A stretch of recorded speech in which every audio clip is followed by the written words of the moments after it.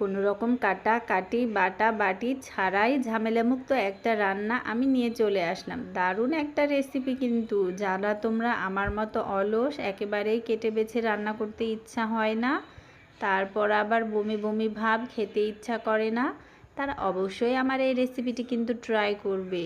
প্রথমেই আমি একটা কড়াই বসিয়ে দিয়েছি আর তাতে আমি তেল দিয়ে দিয়েছি। তেলটা ভালো করে গরম হয়ে গেলে তাতে দিয়ে দিয়েছি শুকনো লঙ্কা, সরিষা আর 5 ফোড়ন।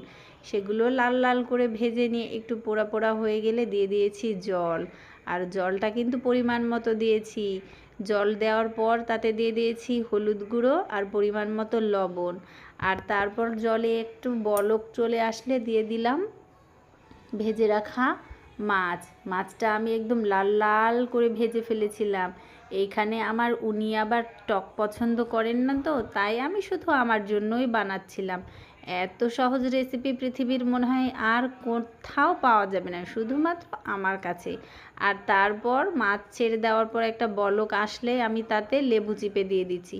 আমি একটা আস্ত লেবু কেটে সেখান থেকে রস করে দিয়ে দিচ্ছি। এই দেখছো, রস দেওয়ার পর কি অবস্থা, কালারটা একদম একেবারে লেমন লেমন কালার হয়ে গিয়েছে, কিন্তু খেতে কিন্তু বেশ লাগছিল। আর এই তো লেবুর রসটা চিপে নিয়ে আমি একটু চাপা দিয়ে দেব। চাপা দেওয়ার পর কিছুক্ষণ ফুটানো হয়ে গেলে আমি এবার একটু ট্রাই করে নিচ্ছিলাম। বলতেই তো জিভে জল চলে আসছে। তারপর ভাতের মধ্যে ঢেলে নিলাম, পাতলা পাতলা ঝোল আর গরম গরম ভাত।